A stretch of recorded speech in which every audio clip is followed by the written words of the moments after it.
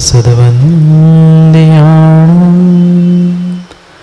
तिम्मणहितमधुरविशदवकाणम् अन्तातीतगुणाणं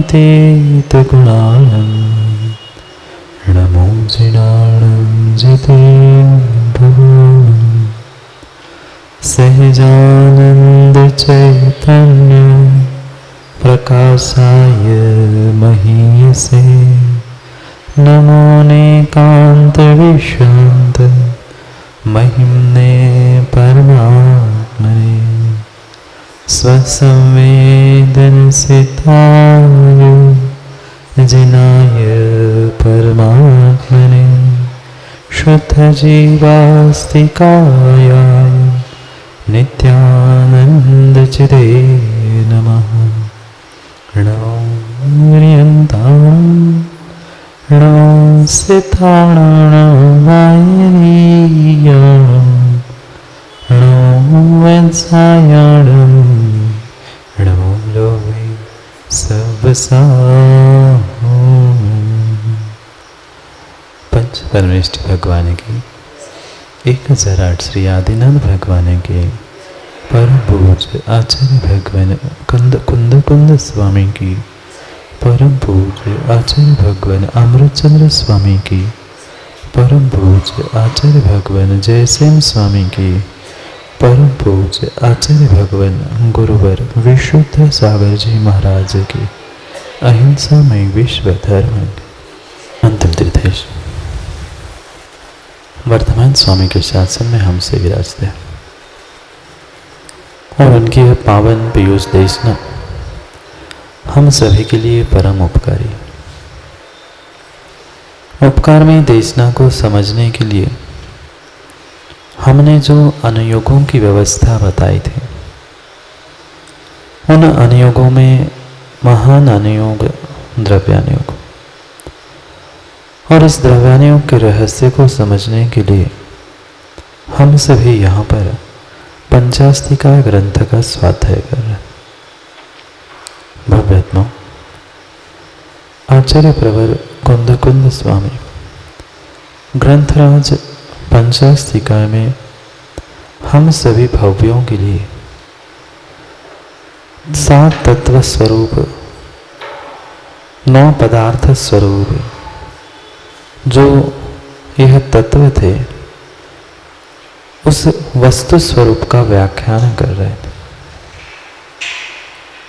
और वस्तु स्वरूप के व्याख्यान को प्रारंभ करने से पूर्व आचार्य भगवान ने अपने इष्ट अबाधित अधिकृत देवता को नमस्कार करते हुए उनके मंगल की भावना के साथ उन्होंने अपने ग्रंथ को प्रारंभ किया और उसी मंगलाचरण पर आचार्य भगवान जयसेन स्वामी ने जो विस्तार से टीका लिखी, उस विस्तार से टीका का व्याख्यान हम सभी यहाँ पर समझ गए। कल तक हमने 6 अधिकार समझे थे, मंगल, निमित्त, हेतु, नाम, कर्ता और परिमाण। इन 6 अधिकारों में से पहले मंगल के विषय में हमारी चर्चा चल रही थी। पापों को गलाकर पुण्य को लाने वाला मंगल था, नास्तिकता का परिहार, शिष्टाचार का प्रतिपालन, पुण्य की प्राप्ति और निर्विघ्न कार्य की सिद्धि, ये 4 उसके फल थे। इष्ट, अधिकृत, ये 3 प्रकार के देवता हमने कल समझे। उनके 3 प्रकार से नमस्कारों की विधि भी हमने समझी। एक आशीर नमस्कार, वस्तु नमस्कार और नमस्कार। इन 3 नमस्कारों के उपरांत हमने 2 प्रकार के जो मंगल समझे थे, उन 2 प्रकार के मंगलों से मुख्य मंगल हम समझकर अमुख्य मंगल तक पहुंचे थे। जो ये मुख्य मंगल था वह भी आचार्य भगवान ने 3 प्रकार का कहा था। तीन प्रकार के उस मंगल में भी आदि, मध्य, अवसान, प्रारंभ में, मध्य में और अंत में, यह तीन प्रकार के मंगलाचरण की व्याख्या आचार्य भगवान ने की थी। और उन तीनों प्रकार के मंगलाचरण के व्याख्यान के साथ साथ उसका फल भी यहाँ पर बता दिया था। और उस प्रारंभ के मंगलाचरण में शिष्य उस आगम ज्ञान में पारगामी होता है। मध्य में मंगलाचरण करने से निर्विघ्न विद्या की प्राप्ति होती है और अंत में मंगलाचरण करने से विद्या और विद्या का फल प्राप्त होता है। इतने सामान्य रूप से हमने मंगलाचरण के विषय में चर्चा की थी। ये सभी मुख्य मंगल था। मुख्य मंगल हमने इस प्रकार से समझा था, जो भगवान के गुणों का स्मरण करते हुए भाव नमस्कार या द्रव्य नमस्कार करना था, वही वास्तव में मुख्य मंगल था। और उसके अलावा भी कुछ मंगल हुआ करते थे, जैसे कि पीली सरस्वरूप सिद्धार्थ, मंगल कलश आदि आदि, जो यह अमुख्य मंगल थे, उसकी व्याख्या कल हमने प्रारंभ की थी। अब उसके आगे पढ़ते हैं। गाथा नंबर 1, तात्पर्य वृत्ति टीका, आचार्य जयसेन स्वामी। कल हमने सिद्धार्थ, पूर्ण कलश, वंदन माला, सफेद छत्र, सफेद वर्ण, दर्पण, राजा, कुंवारी कन्या और उत्तम जाति का घोड़ा, ये अमुख्य मंगल के और भी भेद समझे थे। अब आचार्य महाराज उसी को विस्तार से यहाँ पर समझाते हुए एक एक अमुख्य मंगल की व्याख्या करने वाले हैं, जिनको कुछ श्लोकों के द्वारा यहाँ बताया गया है। वह श्लोक हम पढ़ दे। अगला जो चौथे नंबर का, अब टीका के अनुसार अलग अलग नंबर हो सकते, पर उस सिद्धत्व पुण्य कुंभो इस श्लोक के उपरांत जो श्लोक है उसे सब मिलके पढ़ते हैं। वैणीयम संयम गुणेहिम साहिदो जिनवरे हि परमठो सिद्धासन्ना जैसिम सिद्धत्था मंगलम तेना। पढ़ो एक साथ।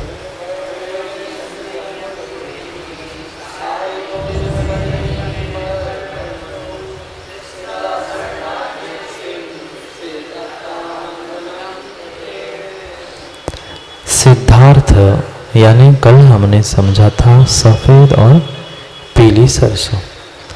तो इन सफेद पीली सरसों को ही आचार्य भगवान ने मंगल क्यों कहा? लाल काली राई सरसों यह भी तो प्रसिद्ध है, पर फिर भी यही सिद्धार्थ कह के उसे मंगल क्यों कहा, उसका कारण यह बता। वय नियम संयम गुणे हिम, क्या हुआ? व्रत नियम संयम गुणे हिम सहित। व्रत नियम संयम आदि गुणों के द्वारा जो साधित जिनवरेंदेहिम परमठो, जिनवरों को ही समस्त अर्थ की सिद्धि हो जाने से परमार्थ से वही कौन है? सिद्ध या सिद्धार्थ संज्ञा को प्राप्त है। कौन है? शब्द समझना, सिद्धार्थ। पंडित जी, सिद्धार्थ, सिद्ध और अर्थ, जिनको ब्रह्मांड के सभी अर्थ सिद्ध हो चुके हैं, वैसे परमात्मा ही हमारे लिए कौन है? सिद्धार्थ है। और जो पीली सफेद सरसों है उसे भी आगम में सिद्धार्थ ही कहा है। लाल काली आदि को सरसों कहा है, पर सिद्धार्थ नहीं कहा। तो जैसे हमारे लिए मुख्य रूप से परमात्मा कौन से? जो स्वयं में ही सिद्धार्थ है, जिन्होंने सभी सिद्धों अर्थों को सिद्ध कर लिया है, जिनकी सभी सिद्धियां अर्थपूर्ण है, ऐसे जो परमात्मा मेरे लिए सिद्ध है वे भी सिद्धार्थ है। और ये सफेद पीली सरसों उसका भी दूसरा नाम सिद्धार्थ। तो नाम से, नाम स्थापना से, सिद्धार्थ होने से अमुख्य रूप से उसे भी मंगल कहा। किसे? सिद्धार्थ सरसों को। क्यों कहा? क्योंकि वास्तव में तो सिद्धार्थ यम नियम संयम आदि पालन करने वाले जो जिनवर है, जिनेंद्र भगवान है, सिद्ध है, ब्रह्मांड की प्रत्येक कार्य अर्थ उनसे सिद्ध हो चुका, इसलिए मुख्य रूप से उनकी ही संज्ञा सिद्धार्थ है। पर फिर भी लोक में वह सिद्धार्थ यानी जो प्रचलन में है वह सफेद और पीली सरसों। हमारे सामने साक्षात परमात्मा है क्या? साक्षात कह रहे, साक्षात मुख्य परमात्मा हमारे सामने नहीं। यहाँ भी जो हम मान रहे हैं उपचार से, स्थापना निक्षेप से मान रहे हैं, ऐसे ही नाम समानाधिकरण होने से, क्या? नाम समानाधिकरण, अर्थ समानाधिकरण, दो प्रकार का समानाधिकरण आगम में आचार्यों ने कहा। जहाँ भिन्न भिन्न नाम होने पर भी एक ही अर्थ निकलता है, कमल पंकज शब्द क्या है? दोनों शब्द भले ही भिन्न है, अर्थ क्या निकलता है? वही जो कीचड़ में खिलता है वह कमल कह दो, पंकज कह दो। ये क्या हो गया? अर्थ समान अधिकरण, शब्द मिलाकर अर्थ समानाधिकरण हुआ। और जहाँ अर्थ भिन्न भिन्न है पर शब्द एक है वह क्या है? शब्द समानाधिकरण। दो बातें समझ में आई, शब्द समानाधिकरण और अर्थ समानाधिकरण। जहाँ दो भिन्न शब्द होने पर भी एक अर्थ है और जहाँ दो भिन्न अर्थ होने पर भी एक शब्द है, ये शब्द और अर्थ समान अधिकरण यानी आधार। जिसका समान आधार है अर्थ से और जिसका समान आधार है शब्द से, वह जैसे कहा गौ, गौ यानी सामान्य रूप से गौ गाय ये हम प्रचलित है, पर जो जो चलता है वह सब गौ होते हैं। ऐसे ही यहाँ पर कह रहे हैं कि वे तो मुख्य रूप से सिद्धार्थ हैं क्योंकि उन्होंने सभी अर्थ की सिद्धि कर ली, पर व्यवहार में जिसे सिद्धार्थ कहते हैं वह भी अमुख्य रूप से, गौण रूप से मंगल है क्योंकि उनका नाम शब्द समानाधिकरण है। समझ में आया? शब्द समानाधिकरण। दोनों ही सिद्धार्थ हैं, दोनों ही भगवान हैं, पर वे भगवान साक्षात है और ये भगवान उपचार से। ऐसे ही हमारे लिए मुख्य मंगल परमात्मा ही है, पर परमात्मा के साथ साथ अमुख्य रूप से कौन मंगल है?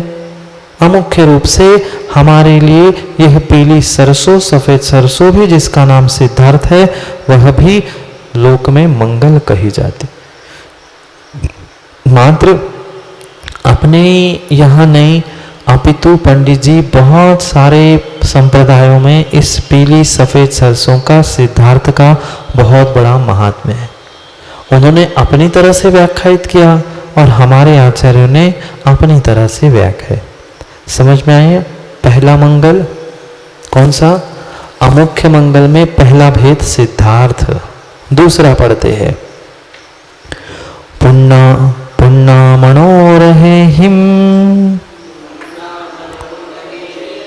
ये केवल नारायण चावि संपन्ना, अरहंता यदि लोए सुमंगलम पुण्य कुंभोदो। ठीक पढ़ो।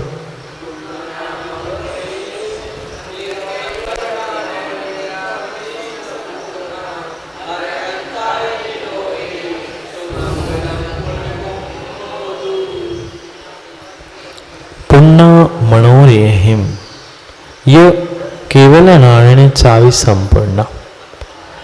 जो पुनः वही बात समझना, मुख्य मंगल तो हमारे लिए कौन है?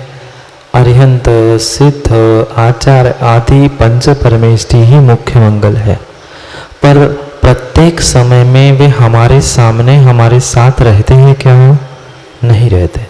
फिर जब हमारे सामने वे मुख्य रूप से नहीं हैं तो हमने उपचार से किसी और को अमुख्य रूप से मंगल का, जैसे सरसों की सिद्धार्थ की बात हुई, अब पूर्ण कुंभ को कह रहे हैं कि पूर्ण कुंभ को क्यों मंगल कहा गया? जैसे देखा जाता है अरिहंत भगवान सभी के मनोरथों को, क्या लिखा? पुण्य मनोरहिम, सभी के मनोरथों को, इच्छाओं को पूर्ण करने का कार्य जैसे अरिहंत भगवान करते हैं, तथा जो सही केवल नानेन चावि संपूर्ण, केवल ज्ञान से जो परिपूर्ण है, आत्मा का कोई ऐसा भाग बचता है क्या माँ जो केवल ज्ञान से युक्त नहीं अरिहंतों का? आत्मा के ऐसे पंडित जी कितने प्रदेश रहते हैं जहां भगवंतों के केवल ज्ञान की प्राप्ति नहीं होती। ऐसे कोई प्रदेश शेष रहते हैं क्या? नहीं रहते। सभी प्रदेशों में आत्मा के केवल ज्ञान होता ही होता है। लबालब केवल ज्ञान से अरिहंत भगवान भरे होते। इसलिए क्या कह रहे हैं, ये लोक में भी जल से भरा हुआ पूर्ण कलश मंगल माना गया है। क्या? पूर्ण कलश। हम भी कई बार खड़े हो जाते हैं, पर मां कलश नहीं, हम लोटा लेके खड़े होते हैं। बुरा नहीं मानना, पर वास्तविकता यही है।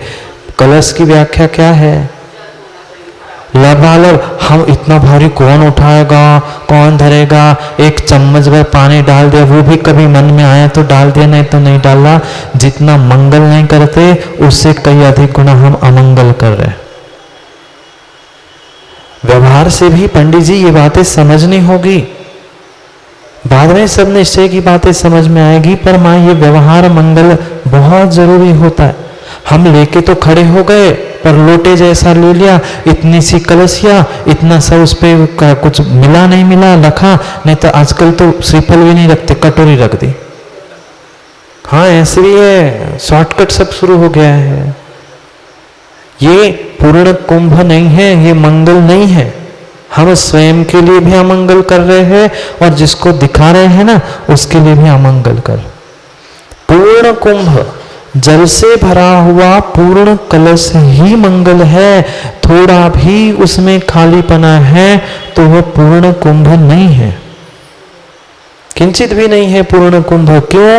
क्योंकि जैसे अरिहंत भगवान सबकी मनोरथों को पूर्ण करने वाले हैं और जो अनंत चतुष्ट केवल ज्ञान से लबालब भरे होते हैं, ऐसे ही लबालब पानी से भरा हुआ कलश ही पूर्ण कुंभ मंगल है।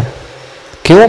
हम तो एक प्रतीक रूप में उस कलश में पानी भर के वह अनंत चतुष्टय का प्रतीक कलश मान रहे हैं और उसे भर रहे हैं। जैसे वे अनंत चतुष्टय से अरिहंत भगवान परिपूर्ण है, ऐसे ही यह कलश परिपूर्ण है। पर कब मां? खाली लोटा नहीं, खाली लोटा बिल्कुल भी, आधा लोटा वो भी नहीं, पूर्ण कलश ही होना चाहिए। पूर्ण जल से भरा हुआ कलश ही मंगल है, अन्य कोई भी कलश नहीं है। आज तो कुछ नहीं मिला, वही जो लोटा जिससे हम पानी पीते वही उठाया, जितना पानी मिला भरे सो भरे, नहीं तो नहीं। कुछ मिला श्रीफल ठीक, नहीं तो कुछ और रख दो, कटोरी रख दो, ढक्कन रख दो, दीप रख दो। पूर्ण कुंभ कलश की ये व्याख्या नहीं है।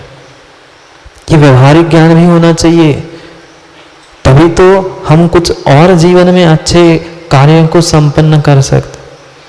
ये वर्तमान में भी जो परंपरा शुरू हो गई है, घर घर में कलश रखवा दो, उसमें चावल और कुछ सामग्री डाल के रख दो।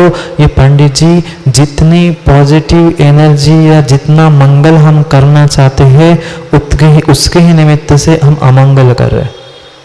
क्योंकि अक्सर देखना 6 महीने से अधिक जो तो आपने चावल और वह हल्दी गांठ और सब सामग्री रखी रहती है वो सड़ जाती है, और सड़ने से वह बदबू से कीड़ों से कुंभ तुम्हारा लबालब भर जाता है और पूरा घर निगेटिविटी से भर जाता है। हाँ क्या? हाँ ठीक है, अब घर में गृहस्थी में है, एक कोने में उच्च स्थान पर व्यवस्थित जहाँ स्पर्श नहीं हो रहा है वहाँ तो फिर भी कथनचित स्वीकार है, पर उसमें ही जहाँ कीड़े ही हो रहे हैं क्या मतलब है? ये परिपूर्ण रूप से गलत ही बात है।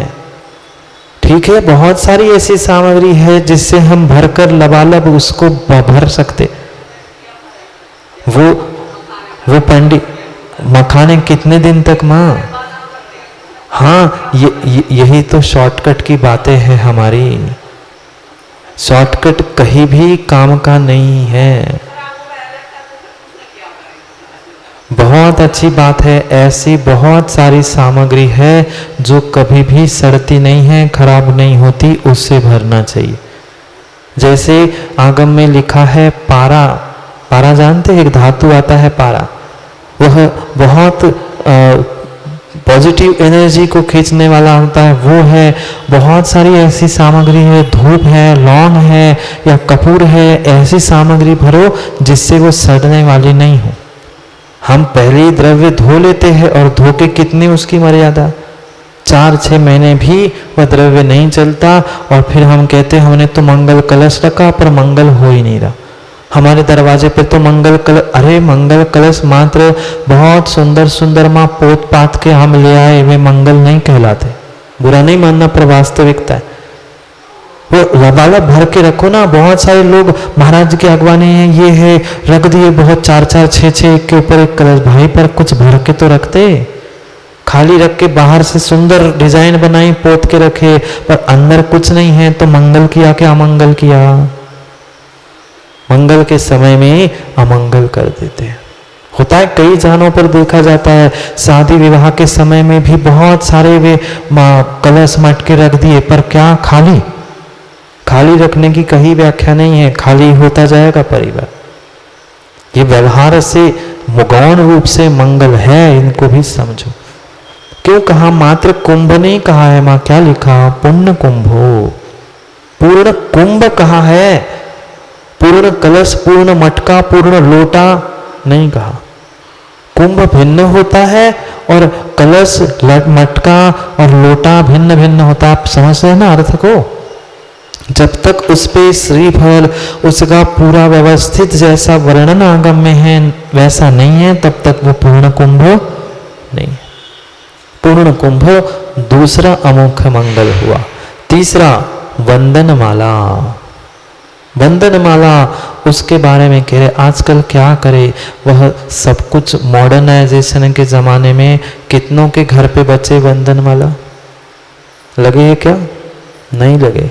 बहुत गिने चुने, जिस घर में कोई बुजुर्ग बचा हो उसके उनके घर में, या कभी दिवाली दशहरा त्योहार के दिन आते हैं वो भी लगा के रख देते पर्यूषण के 10 दिन, 11वें दिन धो के पन्ने में बांध के फिर अगले साल प्रयोग करेंगे। ये कायदा नहीं है। वंदन बार बार जहां वंदन होता है वास्तव में वही वंदनमाला और वही वंदन बार है। हमने गिने चुने दिनों को लिए सुंदर बना के टांग दिए, जो आजकल बन रहे हैं ना फूलों के जैसे पत्तों के, ऐसे वैसे नहीं है। सबका व्याख्यान आगम में है। पंडित जी कोई भी आगम में ऐसी विधा नहीं छूटी है जिसका व्याख्यान आचार्यों ने नहीं किया। क्या आचार्य भगवंतों को और कोई काम नहीं था क्या? उनको इतना हमारे प्रति अनुकंपा थी कि भविष्य में ये पंचम काल के लोग दूसरों से भीख ना मांगे, इसलिए उन्होंने सब कुछ व्याख्या अपने आगम में ग्रंथों में करके रखी है। पर इतना पढ़ने का समय कहाँ है? रोज वह अगर लगा रहेगा तो माँ गंदा हो जाएगा। 500, 1000, 2000 रुपए का इतना महंगा तो हमने तोरण वो बंधन बार बनवाया था नहीं। पढ़ो क्या लिख रहे हैं, पहले पढ़ते हैं फिर और विस्तार से इसके विषय में समझते। निगमनम पवेशम्य यचस विसंपि वंदनी चाते वंदनमालेति कया बर्हिण्य मंगलम तेन।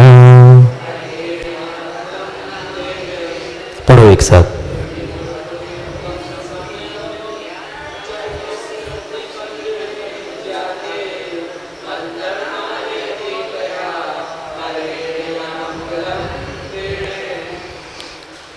वर्तमान में सब हमारी व्यवस्था बदल चुकी, चाहे घर मकान हो, चाहे माँ मंदिर आदि आदि धार्मिक स्थान भी क्यों ना हो। ये पंडित जी वास्तव में आगम में व्याख्या नहीं है। क्या लिख रहे हैं? निगणम प्रवेशम में जाते हुए आते हुए, जब जब दरवाजे से जाते आते समय में यह 14 वंदे जा 24 तीर्थंकरों को स्मरण करते रूप जाते आते क्यों पहले दरवाजे छोटे रहते थे? इसलिए लगे रहते थे उसी दरवाजे पर। ये 24 पत्तों का 24 स्थानों से बना हुआ ये बंधन बार होता है। आज के डिजाइन जैसे माँ वे फूलों पत्ती के बंधन बार तोरण नहीं, 24 पत्तों से 24 इससे वह अलंकृत 24 वंदन जा 24 तीर्थंकरों का स्मरण हो। कब कब?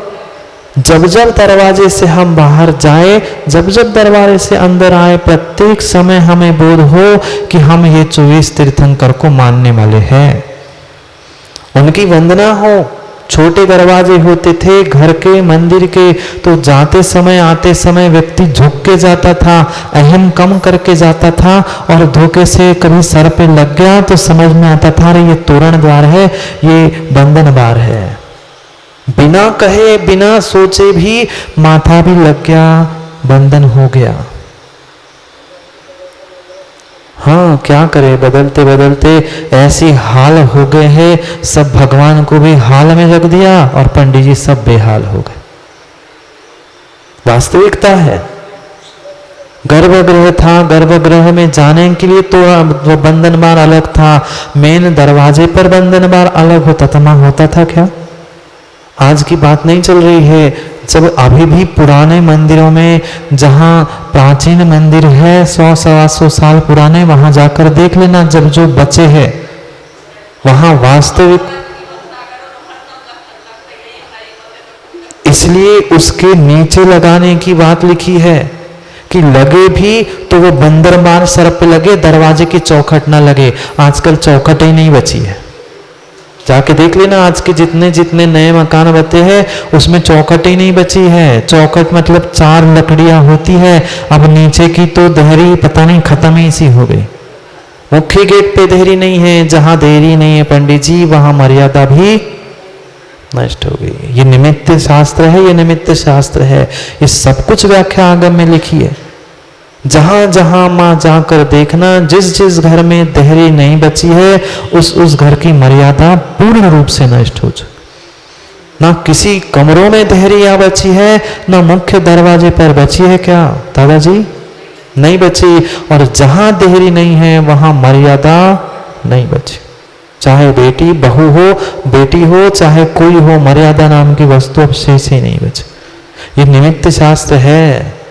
ये क्यों कहा गया है? आते समय जाते समय हमें भान हो कि हमारे 24 तीर्थंकर भगवान हैं, उनके लिए नमस्कार वंदना होती रहे, इसलिए ये लिखा है वंदन मालेति। ये कहा, ये वंदन माला कही है, ये डिजाइन की, दिखावे की, बहुत। अब 50 फुट का गेट वहां टांग के, अब क्या दिख रहा है? क्या समझ में आ रहा है तुम्हें? इतना ऊपर कभी देखते हैं क्या हम? ऊपर दरवाजे पर क्या है? कुछ नहीं देख। फिर सोचो, ये आचार्यों ने गलत लिखा है क्या? माँ, आचार्यों ने गलत लिखा क्या? ये मत कह देना वो तो पुराने जमाने की बात थी, तब ऐसा होता था, तब जबकि हमारे से भी पुराने जमाने के लोग, पंडित जी, दादाजी ऊंचे थे कि नहीं? आज के तो फिर भी 5, 5.5, 6 तक होते फिट के होते हैं। हमसे बुजुर्ग है वे और भी ऊंचे होते। ये मत कह देना कि उनकी व्यवस्था अलग थी। ये समय भले ही बदला है, हमने अपने आप को स्वयं से बदला है। आगम जो है सो है, उसे बदलने का प्रयास मत। गर्भालय भी नष्ट कर लिए, भगवान को गर्भालय में ही विराजमान करना चाहिए, कायदा यही होता है। तभी पंडित जी उसकी ऊर्जा बनती है। प्रभु की अभिषेक पूजा मंत्र, वह भी बहुत बड़ी कला है मां सीखने जैसी, कि पूजा क्यों, कैसे, अभिषेक कहाँ, आरती क्या, ये सब कुछ विधाएं आगम में लिखी है। जब तक वह गर्भगृह परिपूर्ण रूप से बंद और छोटा सा दरवाजा नहीं है, तब तक उसकी ऊर्जा इधर उधर फैल जाती है, और जब छोटा गर्भगृह होता है, शिखर के द्वारा और ध्वजा के द्वारा पूरे विश्व में फैलाती है। ये आगम ग्रंथों की बातें है। इसलिए समझना, बंधनवार वंदम मालेत्य कहा, ऐसे 24 कलियों वाली, कितनी, एक नहीं दो नहीं तो आपको, हमारे तो 4 ही इष्ट है, हम उनकी 4 फोटो लगा लेंगे, या ज्यादा से ज्यादा 5 आचार्य उपाध्याय साधु 5 फोटो लगा ली, हमारी वंदन माला नहीं। 24 पत्ते 24 कलियों से जो युक्त है, वंदन माला की रचना की है किसने? भरत चक्रवर्ती ने। उनका इतना बड़ा महल होने के बाद भी वे अपने महल के प्रत्येक दरवाजे पर वह 24 कलियों वाली वंदन माला लगाते थे। अब महाराज जी इतना दरवाजा भी नहीं बचा, और इतना कौन करे, कौन रखे, कौन संभाले? ऐसा नहीं, माँ त्योहार के दिनों में नहीं कहा है, प्रतिदिन हमें बोध होना चाहिए, मंदिर आते समय, जाते समय, घर में आते जाते समय, कि हम 24 तीर्थंकर को मानने वाले जैन हैं। आजकल हम जैन तो बचे हैं पंडित जी, पर मात्र डिस्काउंट, कंसेशन, कहीं हुए सर्टिफिकेट, इसके लिए माइनॉरिटी के लिए बचे हैं। वास्तविकता का हमें बोध ही नहीं बचा। वंदम माला में, वंदन माला मंगल रूप, क्यों? 24 कलियों, 24 पत्ते, 24 तीर्थंकरों का स्वरूप, इसलिए वह वंदन माला यहाँ इस लोक में अमुख्य रूप से मंगल कही गई। समझ में आया? पहला सिद्धार्थ, पूर्ण कुंभ, तीसरा वंदन माला। आगे और पढ़ते हैं, सर्वजन निवेदिरा छत्तायारा जगस्य अरहंता छत्तायारम सिद्धते मंगलम तेन छत्ततम। पढ़ो।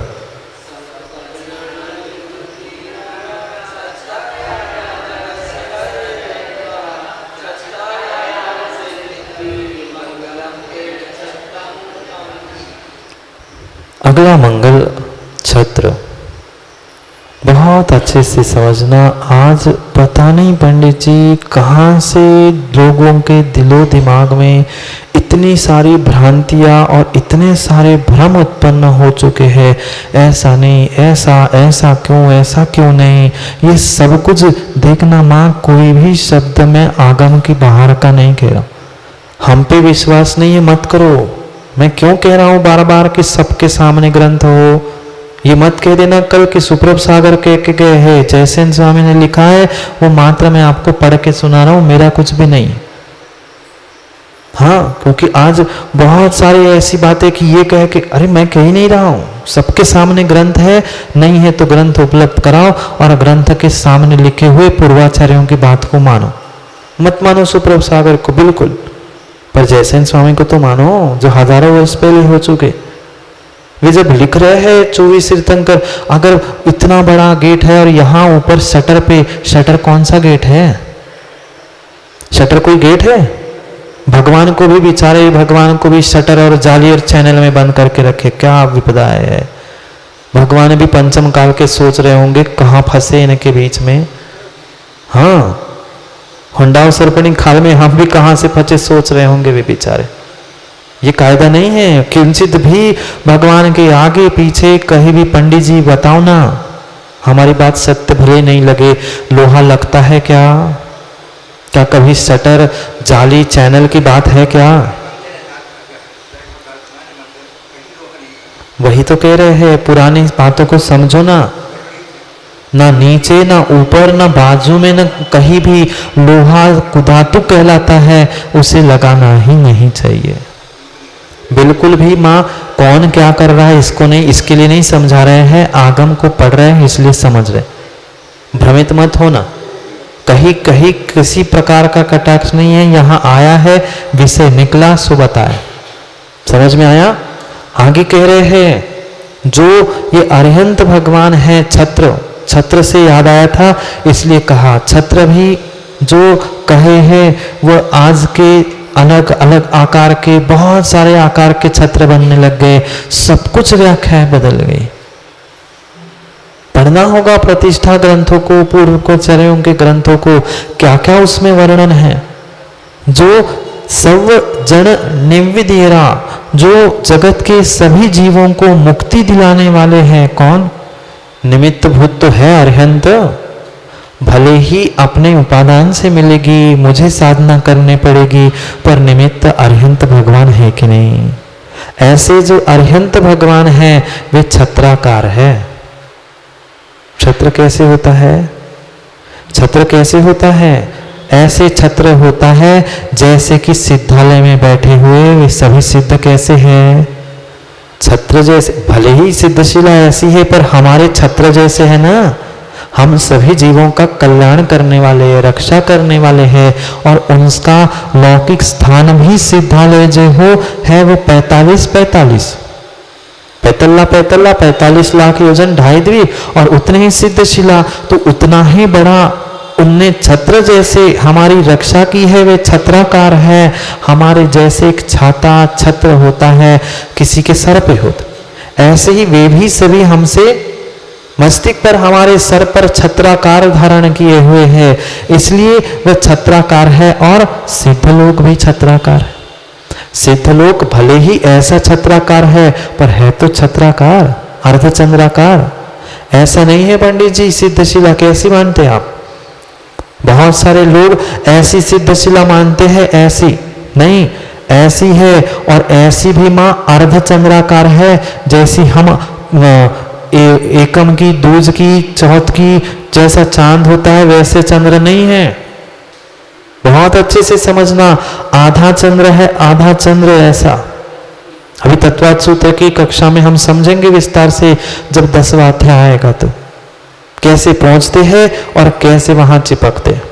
तो वो भी भले ही ऐसी उल्टी छत्ती से ऐसी उल्टा छत्राकार हो, पर सिद्धशिला भी छत्राकार ही है। छत्तायारम सिद्धत्ति, छत्राकार ही सिद्धशिला है। सिद्धलोक का भी आकार छत्राकार है, इसलिए मंगलम तेन छत्तम, इसलिए छत्र भी मंगल कहा है, इसलिए छत्र भी मंगल कहा गया है। आगे पढ़ते हैं, समझ में आ रहा है ना? ये अमुख्य मंगल चल रहा है।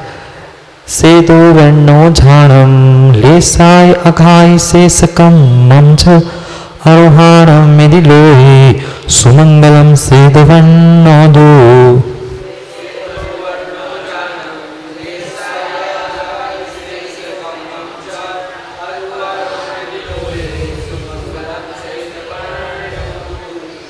कितने वर्ण होते हैं? वर्ण कितने होते हैं? चक्षु इंद्रिय के विषय कितने? 5 वर्ण, 5 विषय। उसमें से बाकी किसी वर्ण को मंगल नहीं कहा, एकमात्र मंगल कहा, वह श्वेत वर्ण। क्यों श्वेत वर्ण मंगल कहा? क्योंकि जो अरिहंत है उनकी लेशा, शुक्ल लेशा, उनका ध्यान शुक्ल ध्यान, उनका रक्त शुक्ल रक्त, ऐसे जो शुक्ल ध्यान, शुक्ल लेशा और शुक्ल रक्त आदि से युक्त है, ऐसे अरिहंत भगवान हमारे लिए मुख्य है। अब वे तो है नहीं है, इसलिए जो भी श्वेत वर्ण है वह श्वेत वर्ण हमारे लिए अमुख्य मंगल होगी। समझ में आया? श्वेत, धवल, सफेद, व्हाइट, वास्तव में यही आगम की व्यवस्था है पंडित जी। जो शिखर मंदिर आदि के जो रंग है वहाँ सफेद ही होना चाहिए। आज बहुत सारे स्थानों पर वे शिखर कलश आदि अनेक अनेक रंग बिरंगी बनाए जा रहे हैं, पर वे धवल वर्ण के ही होते हैं। आगम की व्याख्या है, पुराणों में भी देख लेना। रामचंद्र जी आदि जब वनवास गए थे तब बहुत लंबी कथानक है, संक्षेप में बताऊं। वह लक्ष्मण और रामचंद्र जी बहुत दिनों से मंदिर के दर्शन नहीं हुए थे। उन्होंने लक्ष्मण से कहा कि तुम इस पेड़ पर चढ़ के देखना भाई। वह लक्ष्मण चढ़ के देखता है तो दूर उसे कहीं सफेद वर्ण के शिखर दिखते, और तभी वे कहते हैं हाँ भाई वहां धवल शिखर दिख रहे हैं, मतलब कहीं ना कहीं वीतरागी भगवान का मंदिर है। ये लक्षण है, ये मंगल है, ये निमित्त है। तो ये श्वेत वर्ण, धवल वर्ण, सफेद रंग भी लौकिकता में अमुख्य रूप से मंगल कहा गया है। आगे मंगल की बात और करते, दिसिए लोया लोगो केवल नाणे तहा जनंदस तह दिसिए मुकरे बिंबो मंगलम तेन तम मनः। पढ़ो।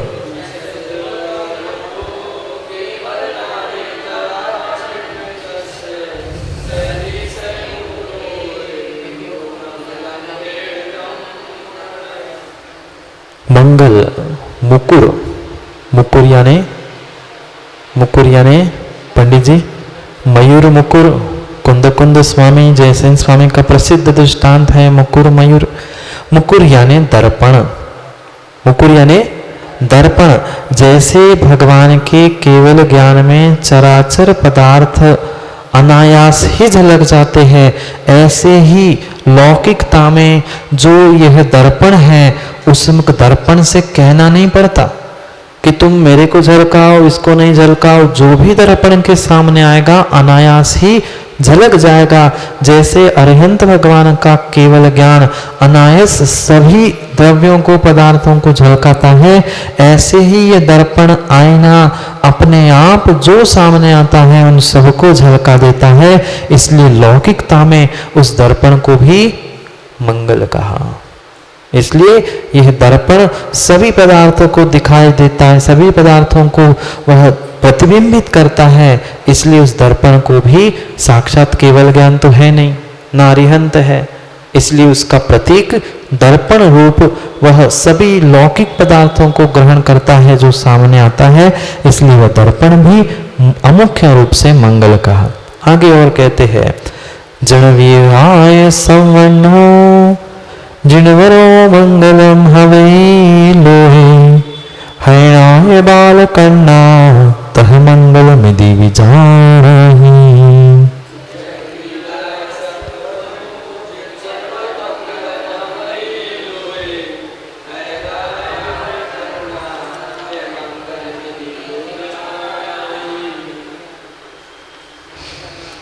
जिस प्रकार वीतराग सर्वज्ञ जिनेन्द्र भगवान लोक में स्वयं मंगल है, ऐसे ही उन्होंने शील की पूर्णता प्राप्त कर ली, ऐसे ही शीलवान जो कुंवारी कन्या है, बाल कन्या है, वह भी मंगल है। कौन कौन? तीन बातें कह रहे हैं। नाय बाल कन्या है यानी घोड़ा, नाय यानी राजा और बाल कन्या। जैसे अरिहंत भगवान पूर्ण रूप से जो उन शील 18,000 के शीलों को पूर्ण करके सिद्धत्व को प्राप्त करते हैं, ऐसे ही यह शील से परिपूर्ण 18,000 तो नहीं, पर बाल कन्या जो शीलवान है, ऐसी उस शीलवान बाल कन्या को भी मंगल कहा। पुनः राजा, जैसे सबका मुखिया, नगर का मुखिया राजा होता है, जितना अच्छा राजा होता है वैसी प्रजा भी होती है। ऐसे ही हमारे तीन लोक के राजा कौन? अरिहंत भगवान। से तो मुक्ति को प्राप्त हो गया, उन्हें कोई हमसे लेना देना नहीं, पर अरिहंत भगवान हमारे राजा है लौकिकता में, इसलिए राजा को भी मंगल कहा। पर कौन राजा? कोई पापी, दुरात्मा, धर्म से द्वेष रखने वाला नहीं। धर्मात्मा राजा के ही विषय में चल रहा है। जो स्वयं धर्मात्मा है, दूसरों से धर्म की परिणति कराता है, ऐसा धर्मात्मा राजा ही मंगल है। जो स्वयं ही शिकार खेल रहा है, सप्त व्यसनों में डूबा है, पता नहीं क्या क्या पाप कर रहा है, वो कहाँ से मंगल होगा? नहीं है। पर जो धर्मात्मा राजा है वह मंगल है। और घोड़ा भी मंगल है। घोड़े के विषय में आगे और विस्तार से कह रहे, अगले श्लोक में समझते हैं, पढ़ते हैं। कम्मारी जिणे विणो जिणवरे हिम्मो खुजना ही भी जिणो जम चौरे अरिबल जिणो मंगलो उच्चै तेणो।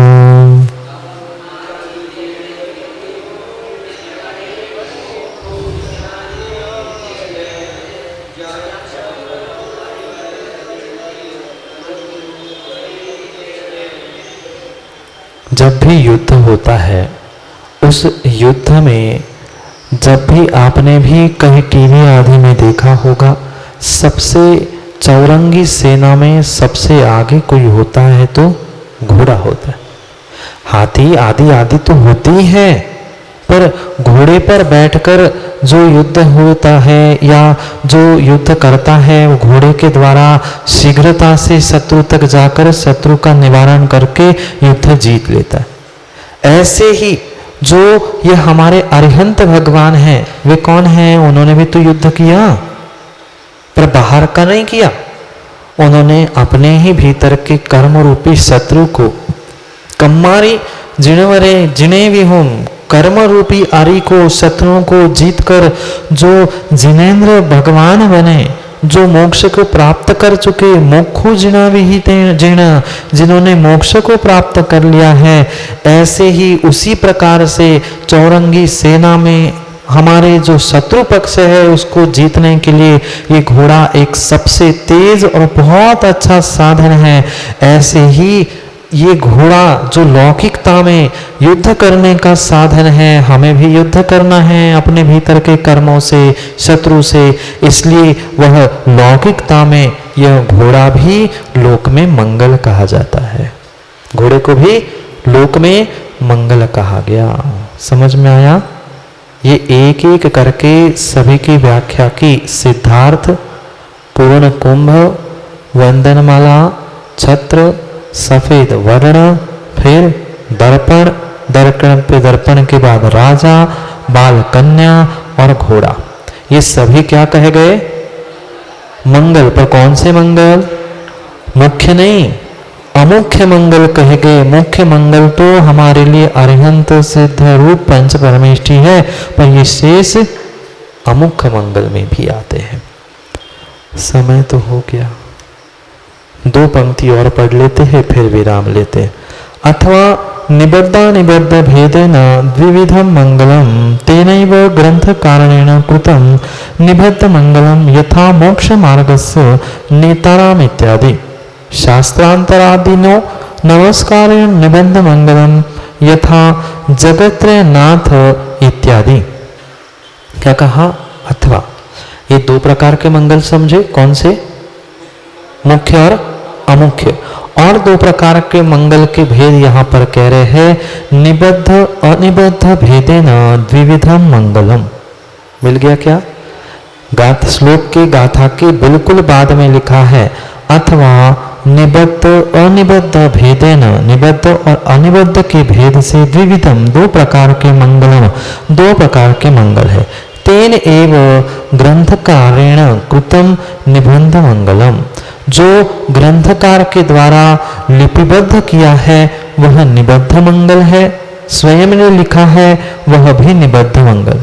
2 प्रकार से निबद्धता, स्वयं ने लिखा है तो वो भी निबद्ध मंगल कहा, या कई ऐसे भी ग्रंथ है जहां पर अलग से मंगलाचरण नहीं लिखा, ग्रंथ प्रारंभ हुआ तो अनिबद्ध मंगल हुआ। वहां भगवान का नाम स्मरण किया पर लिखा नहीं, लिखा हुआ और स्वयं से लिखा हुआ, दोनों प्रकार का मंगल निबद्ध मंगल कहा जाता है। जैसे मोक्ष मार्ग से नेतारम, ये लिखा हुआ निबद्ध मंगल है।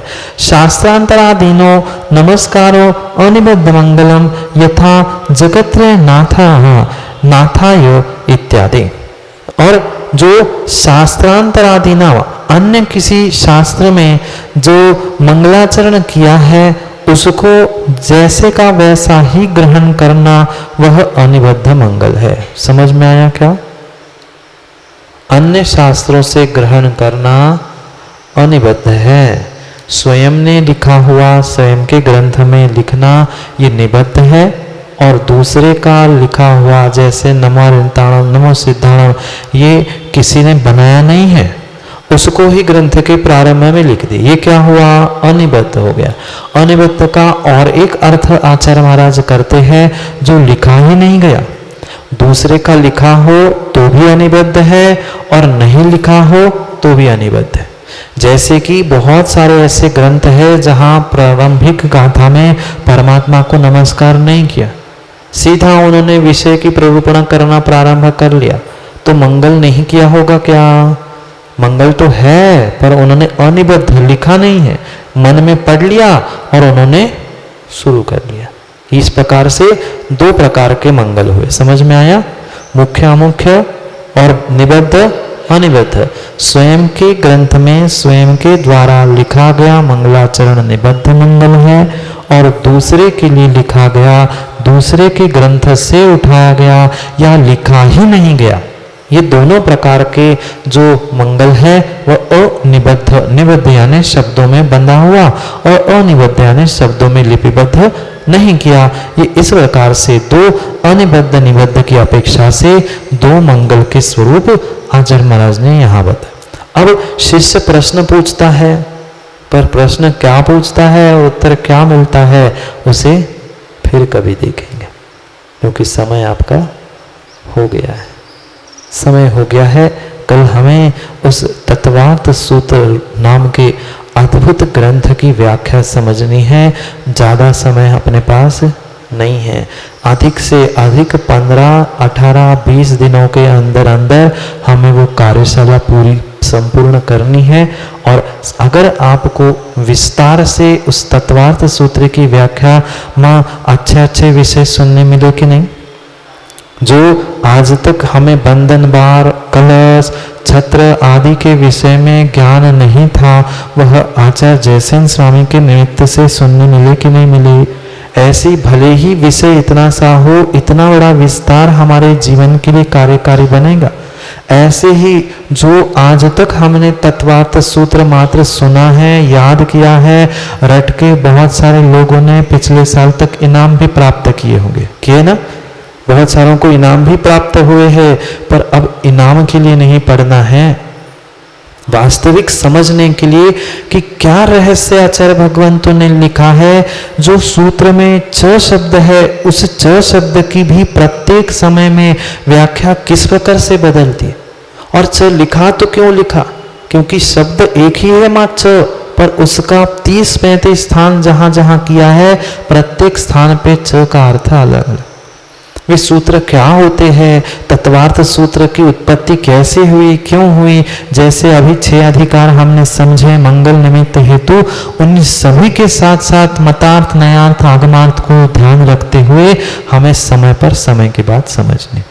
पर समय पे आओगे तो समय मिलेगा, नहीं तो पता नहीं समय कहाँ चला जाएगा। एक फॉर्मेलिटी के लिए कुछ फॉर्म भरने हैं, नाम लिखने हैं आपको, बस और कुछ भी नहीं है। जो जो बैठेंगे अपना अपना नाम, एक व्यवहारिकता, एक फॉर्मेलिटी कार्यशाला है तो कुछ ना कुछ लिखित में हो जाए, इसलिए जो जो बैठने वाले हैं सभी अपना अभी शाम तक मिल जाएंगे या कल सुबह तक आपको मिल जाएंगे। आप उतना लिखकर अपना नाम और पता, फोन नंबर उतना लिखकर ऑफिस में या महाराज के पास या भैया जी किसी के पास जमा कर देना। उस हिसाब से आपके लिए कॉपी या और भी जो व्यवस्था बनानी है तो उस हिसाब से बनाई जाएगी। इसलिए एक व्यवस्था के रूप में वो रखे गए हैं। जो यहाँ आ पाए बहुत अच्छी बात है, माँ जो यहाँ नहीं आ पा रहे हैं उन सब से यही कहना, जो यूट्यूब चैनल है उस पर 2:30 से 4:30 वह लाइव होगा, उसको भी देखने का प्रयास करें। मात्र सुनना नहीं है, हमें कुछ देखने भी मिलेगा, और यहाँ जो देखने मिलेगा वो उतना मोबाइल पे व्यवस्थित देखने नहीं मिलेगा। जो दूर है, नहीं आ पा रहे हैं, उनके लिए वो ऑनलाइन की व्यवस्था है, पर जो साक्षात आ सकते हैं प्रयास करना अद्भुत ग्रंथ की अद्भुत व्याख्या समझने के लिए। कल पुनः हम तत्वार्थ सूत्र की कार्यशाला में कितने बजे माँ? 2:30 मतलब 3 बजे ना? नहीं, कोई आए नहीं आए महाराज, और यहाँ जितने हैं कैमरेमैन तो पहुंच ही जाएंगे और समय पर कार्यशाला प्रारंभ हो जाएगी। 2:30 बजे हो जाता है। एक आध दिन कहीं बाहर जाना होते तो तैयारी करके रखते कि नहीं माँ पहले से, तो 10-15 दिन की तैयारी करके रख लेना। फिर दिवाली की तैयारी तो करनी है, हर साल दिवाली आती है, हर साल कार्यशाला आए जरूरी नहीं है। इसलिए समय पर समय की बात को समझने के लिए कल पुनः तत्वार्थ सूत्र के प्रथम अध्याय और भूमिका आदि को समझने के लिए समय पे समय की बात के लिए समय पे मिलते हैं, क्योंकि समय पे किया गया काम समय को दिलाता है। बोलिए भगवान महावीर स्वामी की